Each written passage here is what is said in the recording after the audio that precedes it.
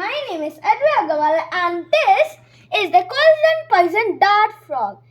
The golden poison dart frog is a type of poison dart frog species found in South and Central America. The name comes from its golden skin, its poison and its species, the dart frogs.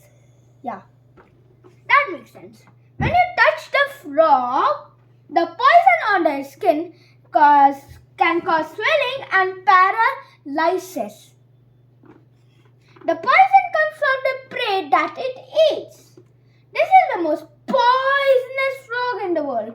If you get toxic in your body, in 10 minutes the toxic could be fatal. If you meet one in the wild, please better keep a distance about 10 feet. Yeah, and please and thank you.